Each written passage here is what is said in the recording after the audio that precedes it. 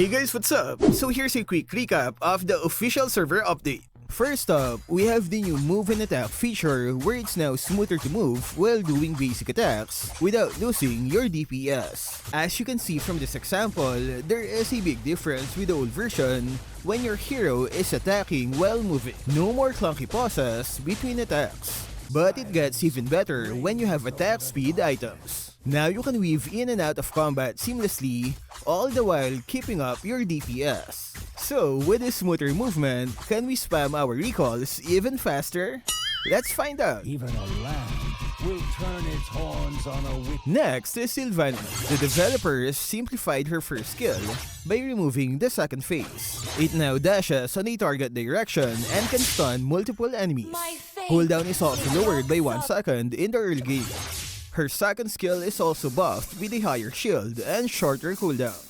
I think the adjustment on her first skill removed her ability to poke enemies. With the old version, you can stun enemies from a distance, use second skill, and then dash away. But now, there's no more running away.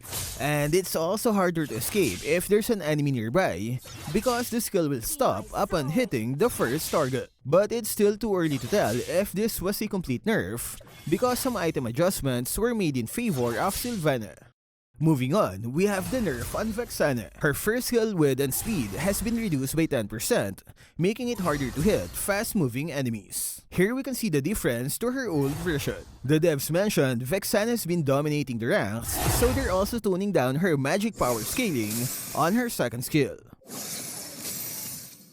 Next is the nerf on Natan. He's taking a hit to his HP early in the game, making him a bit more fragile in those laning battles. But that's not all. His late game power is also getting clipped with a nerf to his passive attack speed. We're talking a big drop from 90% down to 45. That means you might have to consider adding another attack speed item to his build. Basic attack and first skill will also have a lower damage. The only saving grace for Natan is his ultimate, where they've reduced its force swing, which means it's faster to activate his ultimate. Next is the nerf on Guinevere. The developer said she can reach the backlines too easily, so they are shortening her second skill range. Another reason is the recent concentrated energy adjustment, which is considered a buff on Guinevere. More on that later. Moving on, we have the nerf on Diggie. His first skill bombs will have a lower base damage in the early game. I guess it's just fair because those annoying bombs can easily ruin your early game laning phase. Next is the buff on Argus. They've increased his attack growth from 3.5 to 6 points. With the recent attack speed item nerf, this was a necessary move to keep him up to date. Next is the adjustment on Layla. Her passive skill is lowered from 130 down to 115% damage increase. But in return, they will compensate with a higher attack stats by increasing her base and attack growth. This means she will still deal decent damage even when enemies get close to her. Next is the adjustment on Miya.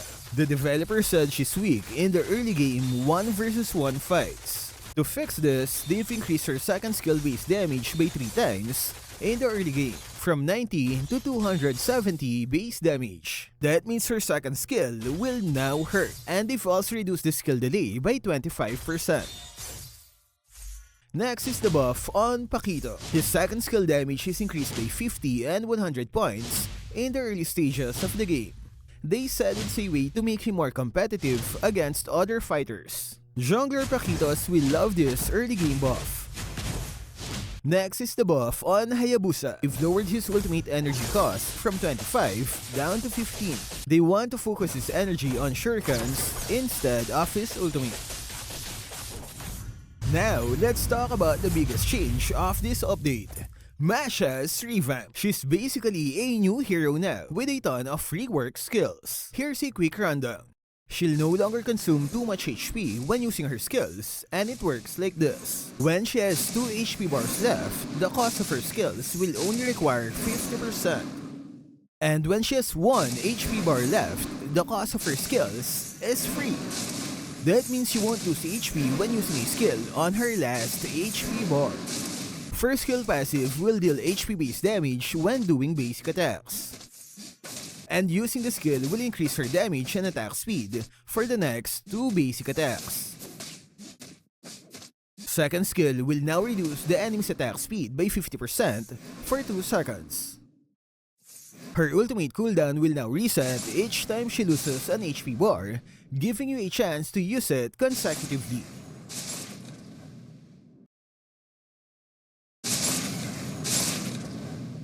Her energy bar is split in 2 and she can regain 1 HP bar for each full section.